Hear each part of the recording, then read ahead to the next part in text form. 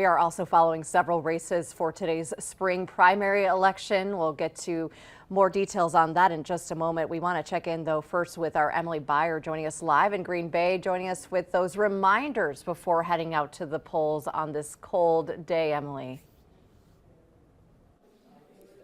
Good morning, Aisha. The polls opened at 7 o'clock here. You can see behind me they've got everything set up. We're at the Bay Beach. We're on the property at the Bay Beach Wildlife Sanctuary. They had lots of signage out there, so it was really easy to find the space. This is the polling place for Ward 20, 22, and 23. Of course, today you want to make sure that you bring a valid photo ID to vote today. We've got some examples here for you. This can be your driver's license or a passport. If you need to register to vote, you can do that today too. Just when you go to vote, you'll want to make sure that you bring a proof of residence. That can be a water or a gas bill. If you're voting absentee ballot, we know in Green Bay there are still a lot of those out there. The city clerk for the city of Green Bay tells me 4,910 absentee ballots for this election were sent out to those who requested them. As of yesterday, 2,431 have been returned. Again, you can track your ballot, make sure it gets back there at myvote.wi.gov.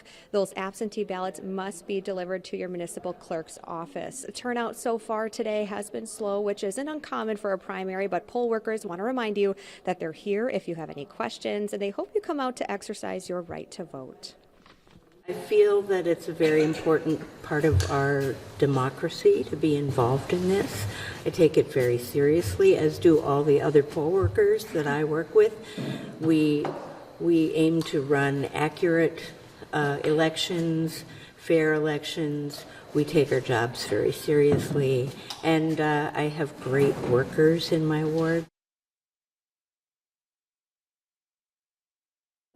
And now again, the polls do close at 8 o'clock tonight. Those huge lines aren't typical for a primary election, but if you do find yourself in line, stay in line. You will be able to cast your ballot. Aisha, we'll send it back to you.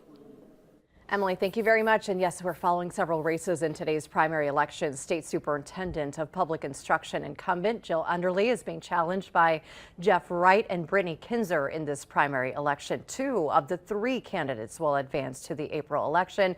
Another race we're watching closely today, Wrightstown School Board. A total of 5 candidates, as you're seeing right here, are running for 2 open seats. 4 will advance to April's general election. We have live primary results that will be updated after the polls close at 8. You can find that at wbay.com/elections.